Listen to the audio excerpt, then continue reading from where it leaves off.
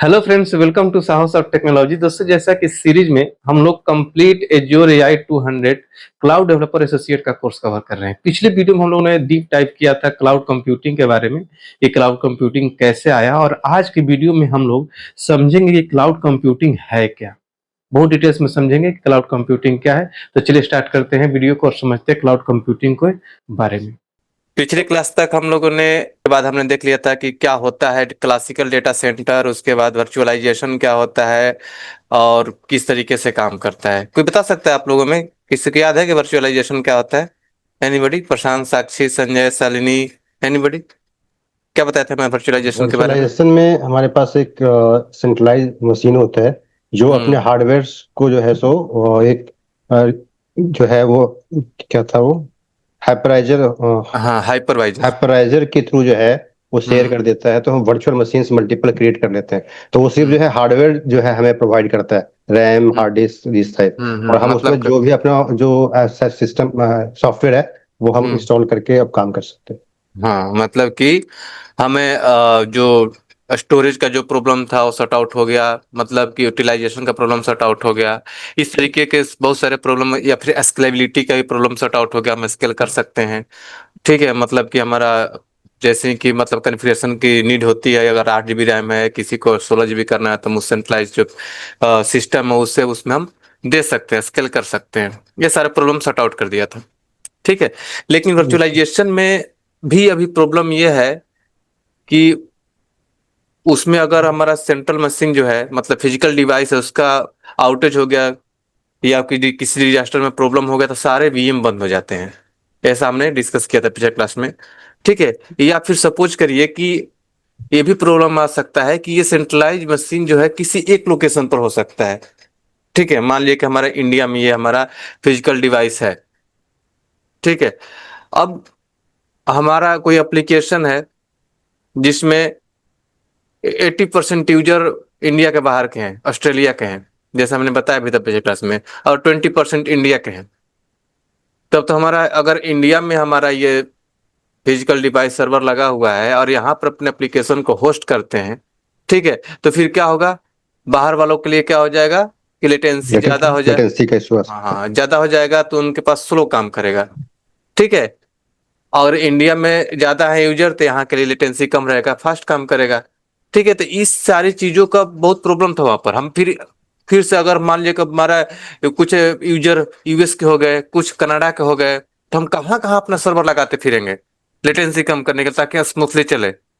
ये सारे प्रॉब्लम है, ये और सारे प्रॉब्लम को क्लाउड मतलब ओवरकम करता है उसको, कि हर जगह, जैसे हम आगे बात करेंगे कि एबिलिटी जोन बनता है, रीजन बनता है, हर रीजन में बहुत सारे एबिलिटी जोन बनते हैं, तो हम अपने एप्लीकेशन को अलग अलग रीजन में अपने एप्लीकेशन को होस्ट कर सकते हैं। ठीक है, जैसे कि आप लोगों ने देखा होगा कि जैसा आप फेसबुक ओपन करते हैं, इंडिया से ओपन करते हैं फेसबुक, तो आपके इंडिया के सर्वर से कनेक्ट करता है ये। ठीक है, वो सब कुछ क्लाउड से मैनेज होता है। अगर आप जाकर यूएस चले गए अपने क्लाइंट साइड, तो वहां से फेसबुक ओपन करें तो यूएस के सर्वर से कनेक्ट कर देगा, सब कुछ सिंक्रोनाइज होता है, डेटा वहां से दिखना शुरू हो जाएगा। जीमेल आप यहाँ से ओपन करेंगे तो यहाँ के सर्वर से कनेक्ट हो जाएगा। अगर कनाडा में चले गए तो कनाडा के सर्वर से कनेक्ट होकर आपके डेटा, मतलब स्मूथली चलाने के लिए हर जगह आप अपने एप्लीकेशन को होस्ट किया था, देखा था कि हमारा यूजर कहाँ पर ज्यादा है और कहाँ से उनकी कनेक्टिविटी लेटेंसी कम होगा। ये सारी चीजें देखते हुए क्लाउड को यूज किया जाता है। ठीक है, अब इसी चीज के बारे में हमें आगे डिस्कस करना है, क्लाउड कंप्यूटर। जैसे आप लोग एक चीज और आप लोग देखे होंगे कि जैसे आप लोग गूगल ओपन करते हैं, ठीक है, एक छोटा सा चीज देखिए। जैसे मान लीजिए कि 1 मिनट ओपन करता हूँ। सपोज करिए कि मैंने एक ये गूगल ओपन किया। ठीक है, तो गूगल, अब मान लीजिए मैं इंडिया में हूँ, यहाँ पर सर्च करते हैं कुछ चीजें, सर्च करने के बाद यहाँ पर आप देखते होंगे कि सर्च करने के बाद किसी लिंक पर क्लिक करते हैं तो google.co.in कोड आया। आई एन मतलब। हाँ, इन आ जाता है, मतलब कि इंडिया के सर्वर से कनेक्ट हो जाता है वो। ठीक है, कभी कभी आप देखते होंगे google.uk कनेक्ट हो जाता है, तो मतलब अलग अलग रीजन से कनेक्ट करता है वो। ठीक है, तो कहने का मतलब ये है कि जैसे कोई एप्लीकेशन आप होस्ट करते हैं, ठीक है, तो देखा जाता है, यही सारी चीजें आप लोग को मैनेज करना होता है। हालांकि ये सब अभी फंडामेंटल बता रहा हूँ, आप तो डेवलपमेंट वाला डेवलपर एसोसिएट पढ़ने वाले हैं, लेकिन ये सब चीज आपको पता होना चाहिए। तो जैसे ही आप सर्वर को आप देखते हैं कि हमारा यूजर कहाँ पर है, कौन सा सर्विस हमें लेना पड़ेगा, किस रीजन में अपना एप्लीकेशन होस्ट करेंगे, हमारा हाई एबिलिटी क्या होगा, एक ही रीजन में अगर दो एबिलिटी जोन है तो दोनों पे रखना चाहिए नहीं रखना चाहिए, दो एबिलिटी जोन के बीच में कितना डिस्टेंस होता है, क्यों मल्टीपल एबिलिटी जोन्स बनते हैं, ये सारी चीजें देखना होता है। सारी चीजें आगे हम डिस्कस करेंगे अभी। ठीक है, तो अब बात आती है कि ये तो प्रॉब्लम था वर्चुअलाइजेशन में कि जो हम नहीं कर पा रहे थे, इस चीज को क्लाउड कर रहा था। तो क्लाउड होता क्या है, क्लाउड और क्लाउड कंप्यूटिंग क्या होता है, कोई बताएगा हमें कि क्लाउड क्या होता है, क्लाउड कंप्यूटिंग क्या होता है? So cloud is a kind of infrastructure. I mean, hmm. there are a lot of data centers available and which we can access through internet. So that is called cloud. And cloud computing is something like so the cloud, whatever services cloud is providing, like compute services or network services or storage services. So hmm. the services which we can use as pay you go or like on demand over internet, that is called cloud computing. हम्म। देखिए, cloud का मतलब होता है कि internet पर मौजूद servers and data centres का network. ठीक है, मतलब कि क्लाउड मतलब ऐसा नहीं कि बादल वगैरह इस सब की बात नहीं कर रहा हूं। मतलब क्लाउड मतलब कि इंटरनेट पर जो, मतलब इंटरनेट पर मौजूद सर्वर्स का एक नेटवर्क, सर्वर और डेटा सेंटर का एक नेटवर्क जो आपकी फाइल्स, एप्लीकेशन और डेटा को स्टोर और प्रोसेस करता है, वही क्लाउड है। मतलब कि एक नेटवर्क होता है सर्वर और डेटा सेंटर्स का। अगर आप इसको डिफिनीशन वाइज बोलेंगे तो आप बोल सकते हैं the term cloud generally refers to a network of remote servers that store, manage and process data over the internet instead of a local computer। ठीक है, लोकल कंप्यूटर के प्लेस पर आप इंटरनेट के थ्रू आप किसी सर्वर को, उसके नेटवर्क को एक्सेस करते हैं। ठीक है, तो एक क्लाउड कहलाता है। जैसे आप गूगल ड्राइव में कोई फोटो या डॉक्यूमेंट सेव करते हैं, ठीक है, तो आपके कंप्यूटर पर नहीं सेव होता, वो गूगल के एक सर्वर पर जाकर सेव हो जाता है। ठीक है, अब वहां पर सेव होने से हमें क्या फायदा होता है कि हम उसको कहीं से भी, मोबाइल से, लैपटॉप से, दूसरे देश से, कहीं से भी उसको हम एक्सेस कर सकते हैं। मतलब सेंट्रलाइज हो गया, हम उसको क्लाउड पर रख दिए। अब हमारे लैपटॉप पर नहीं है, ऐसा नहीं कि हम इस लैपटॉप पर रख दिए और ऑफिस में गए तो हम वहां उस लैपटॉप से उसको एक्सेस कैसे करेंगे, लोकल लोकल है नहीं, वो तो ड्राइव में रखा हुआ है। तो मतलब हमने क्लाउड पर रखा है, हम मोबाइल से भी एक्सेस कर ले, उसका पाथ पाथ दे देंगे तो कोई दूसरा हमारा फ्रेंड भी उसको एक्सेस कर लेगा, कहीं से भी उसको हम एक्सेस कर सकते हैं। तो ये होता है मतलब क्लाउड। ठीक है, अब अगर हम बात करें एक और एग्जांपल में, कि जैसे मान लीजिए कि, जस्ट फॉर लेमन एग्जांपल, जैसे मान लीजिए कि पहले लोग क्या करते हैं, मान लीजिए अपने घर में पानी का अपने टंकी रख दिया। ठीक है, तो आपका लोकल स्टोरेज हो गया। ठीक है, और एक देखते हैं कि जो गवर्नमेंट का पानी टंकी लगा हुआ रहता है, ठीक है, तो वो एक क्लाउड की तरह हो गया। अब सबके घर में उसने दे दिया अपने एक एक नल, आप नल खोलिए पानी आना शुरू हो गया। अब आपको नहीं पता वो कहाँ से आ रहा है, कैसे आ रहा है। ठीक है, और एक आपने अलग से टंकी लगा रखा है, वो तो आपका अपना लोकल हो गया। तो इस तरीके से आप रिलेट करके समझ सकते हैं कि क्लाउड क्या है। अब क्लाउड तो आपको समझ में आ गया कि एक सर्वर और डेटा सेंटर्स का एक नेटवर्क है। ठीक है, जहां पर अपने फाइल, एप्लीकेशन को या डाटा को स्टोर करते हैं और उसको प्रोसेस भी कर सकते हैं वहां से। ठीक है, अब बात करते हैं कि क्लाउड कंप्यूटिंग क्या है। ठीक है, तो क्लाउड कंप्यूट में देखिए उसी को, मतलब उसको प्रोसेस करने के तकनीक को क्लाउड कंप्यूटिंग बोलेंगे। जैसे क्लाउड कंप्यूटिंग का मतलब है इंटरनेट के जरिए कंप्यूटिंग रिसोर्स जैसे server, storage, database, networking software का यूज करना बिना खुद हार्डवेयर खरीदे। मतलब आपके पास हार्डवेयर नहीं है, बस आपके पास एक ही रिक्वायरमेंट है, internet. With the help of internet आप किसी भी सर्वर को, स्टोरेज को, डेटाबेस को, नेटवर्किंग को, सॉफ्टवेयर को एक्सेस कर सकते हैं, उसको यूज कर सकते हैं, वहां पर अपने सर्वर को मैनेज कर सकते हैं, उस सर्वर पर कुछ भी डिप्लॉय कर सकते हैं, कुछ भी सेव कर सकते हैं with help of cloud computing. ठीक है, मतलब कि आप क्लाउड कंप्यूटिंग हेल्प से आपके पास कुछ भी नहीं है तो आप 1 मिनट लगेगा, मान लीजिए कि आपको यहाँ पर बोल दिया जाएगा सर्वर खरीदो। ठीक है, तो आप जाइएगा दुकान ढूंढिए, वो करिए, सर्वर खरीद लें, नेटवर्किंग करिए, केबलिंग करिए, वो बहुत टफ सा काम हो जाएगा। अभी आपके पास इंटरनेट है, ब्राउजर ओपन करिए, किसी भी क्लाउड प्रोवाइडर का वेबसाइट ओपन करिए, चाहे AWS हो, चाहे जियो हो, चाहे गूगल क्लाउड हो, चाहे अलीबाबा हो, किसी का ओपन करिए और 1 मिनट लगेगा एक सर्वर खरीदने में। ठीक है, सर्वर खरीद लिए, आप वहां पर एप्लीकेशन डाले, DNS सिंक किए, आपका एप्लीकेशन चलना शुरू। ठीक है ना, ना आपको स्टैटिक आईपी लेना है, ना नेटवर्किंग करना है, ना 24/7 बिजली देना है, ना ही आपको वहां पर इंटरनेट की जरूरत है। सब कुछ इजी हो गया with the help of cloud और क्लाउड कंप्यूटिंग। क्रिएटिव बढ़िया आ रहा है समझ में आप लोग को? Yes sir. ठीक है, जैसे एग्जांपल के तौर पर आपको बता दें कि आपको एक वेबसाइट बनाना है, ठीक है, तो पहले आपको सर्वर सर्वर खरीदना पड़ता था, नेटवर्क लगाना पड़ता था, बिजली का खर्च उठाना पड़ता था। अब बस आप एज्योर AWS गूगल क्लाउड से सर्वर रेंट पर लीजिए और उतना ही पैसे देंगे जितना आपको यूज करना है। पे एज यूज गो, आप बहुत सारे प्लान होते हैं, आगे डिस्कस करेंगे। उस बेस पर आप उतना ही पैसा लगेगा जितना आपने यूज किया है। ठीक है, जैसे आप नेटफ्लिक्स पर मूवी देखते हैं, तब यहाँ पर आपको डीवीडी या फिर डाउनलोड करने की जरूरत नहीं होती है। ऐसा थोड़ी एक डीवीडी लाए और वहां पर उसका जो सीडी वगैरह होता है वो डाले और मूवी देख रहे हैं, या फिर कहीं से डाउनलोड करके लाए हैं देख रहे हैं। नहीं, आपने इंटरनेट है आपके पास, इंटरनेट और नेटफ्लिक्स को आपने ओपन किया और वहां से जो स्ट्रीम्ड किया हुआ है मूवी, आप उसको देखना शुरू कर देते हैं। ठीक है, ये सब सारे क्लाउड कंप्यूटिंग के बेस्ट एग्जांपल्स हैं। आ रहा है समझ में? Clear ready? Yes sir. ठीक है, तो यही चीज मैंने लिख रखा है, cloud computing is just a term refer to storing and accessing data over the internet. ठीक है, it does not store data in hard disk of your personal computer. ठीक है, ये आप रखते हैं क्लाउड पर। For cloud computing you can directly access data from a remote server. ठीक है, cloud computing in on demand ability of computer system resources specially data storage.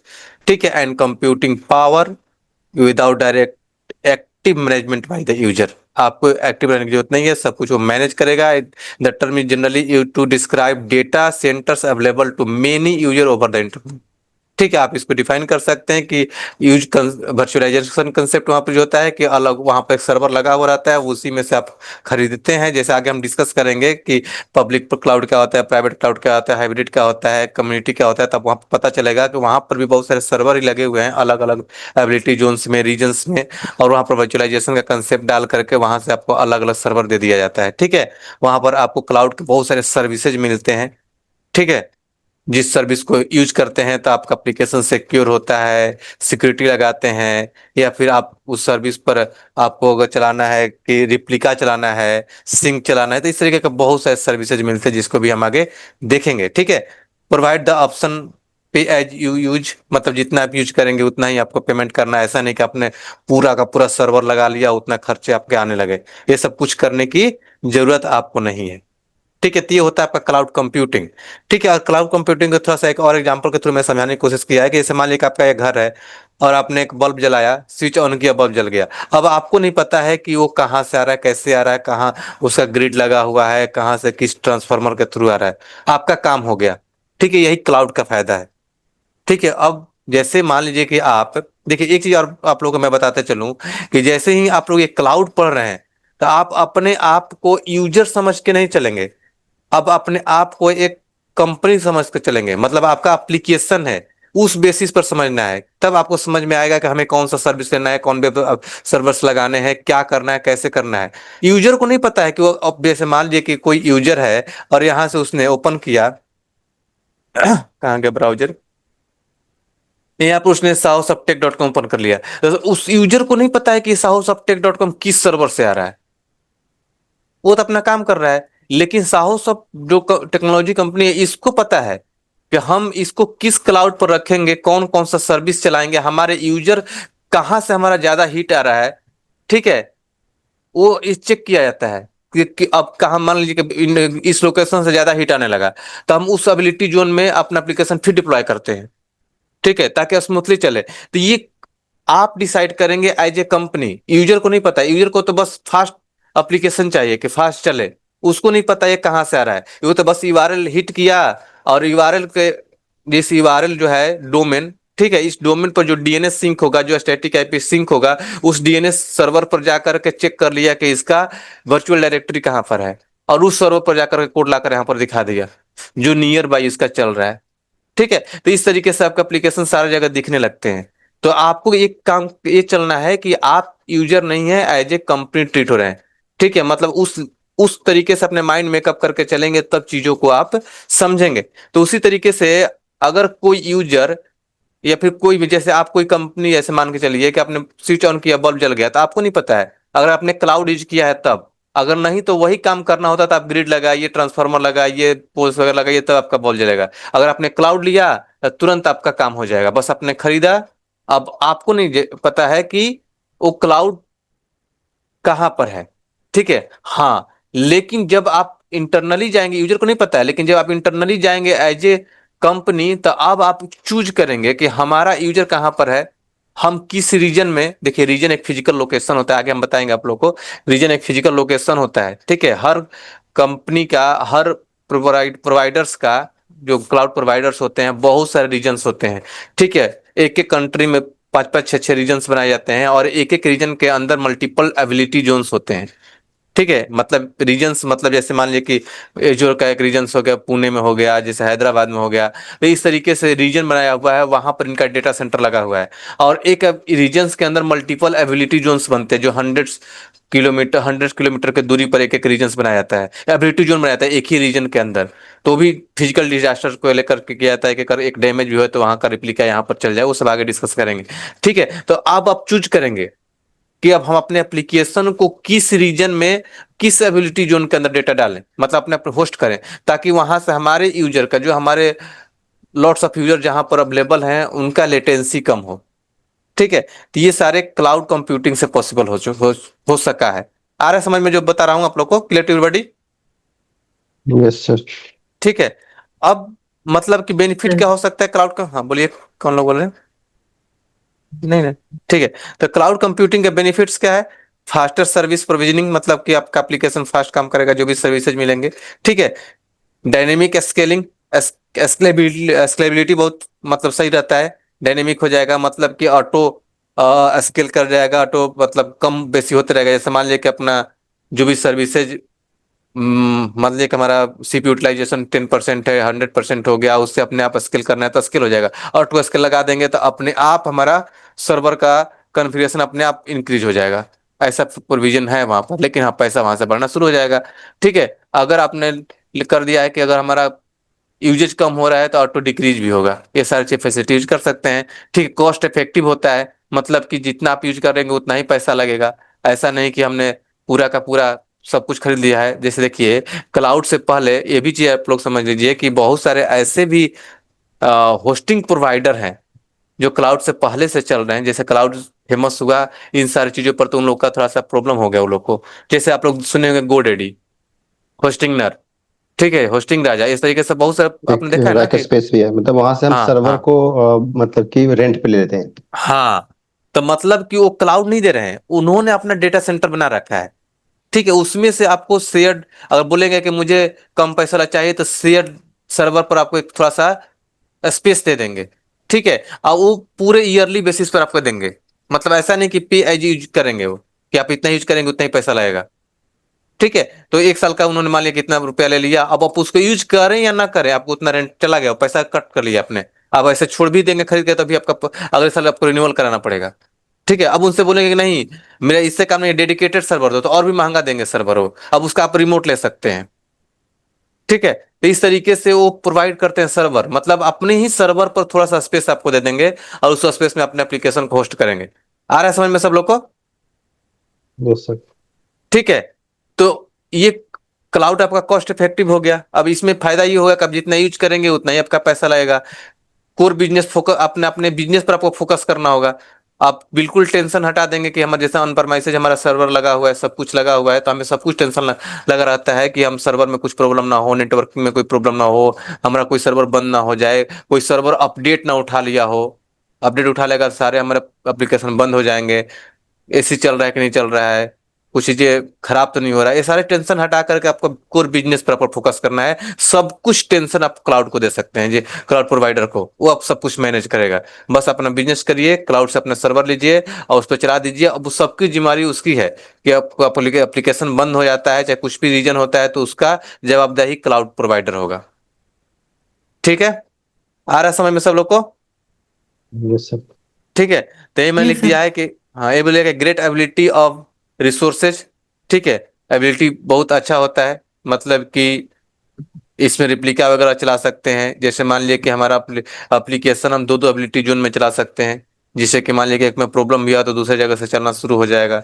अगर हमारा डेटा सेंटर ऑन परमाइसेज होगा तो हमारे एक ही जगह डेटा, उसमें प्रॉब्लम हो सारी जगह बंद हो जाएंगे, तो एबिलिटी, हाई एबिलिटी नहीं हो पाएगा वहां पर। और यहाँ पर हाई एबिलिटी हो सकता है, अलग अलग रीजन में हम रख सकते हैं डेटा, ठीक है। On demand self services, on demand services मिल जाते हैं यहाँ पर। इजी मेंटेनेंस होता है, आपको मेंटेनेंस करने की कोई जरूरत नहीं है। पे एज यूज आप में जितना पे करेंगे यूज करेंगे उतना ही पे करना होगा। ऑटोमेटिक सिस्टम होते हैं, सब कुछ मॉनिटरिंग करना, लॉगिंग निकालना, हर चीज आपका सर्विस खरीदिए सब कुछ करके देगा क्लाउड। ठीक है, लार्ज नेटवर्क एक्सेस, बड़े नेटवर्क पर इसको एक्सेस कर सकते हैं, कहीं से भी एक्सेस कर सकते हैं, कहने का मतलब ये। ठीक है, तो ये इनके बेनिफिट्स हैं। तो आई थिंक ये आप लोग को समझ में आ गया होगा कि क्लाउड कंप्यूटिंग क्या होता है और इसके बेनिफिट्स क्या हैं। फिर भी आपके माइंड में कोई भी कंफ्यूजन हो तो हमें कमेंट जरूर करिएगा, हम आपके कमेंट की रिप्लाई करेंगे। इस वीडियो को ज़्यादा से ज़्यादा शेयर करिए दोस्तों के साथ, ताकि सभी लोग को AI 200 क्लाउड डेवलपर एसोसिएट का कोर्स करने का मौका मिले, और वो भी डीप लर्निंग। तो चलिए मिलते हैं अगले वीडियो में अगले टॉपिक के साथ, तब तक के लिए थैंक यू सो मच।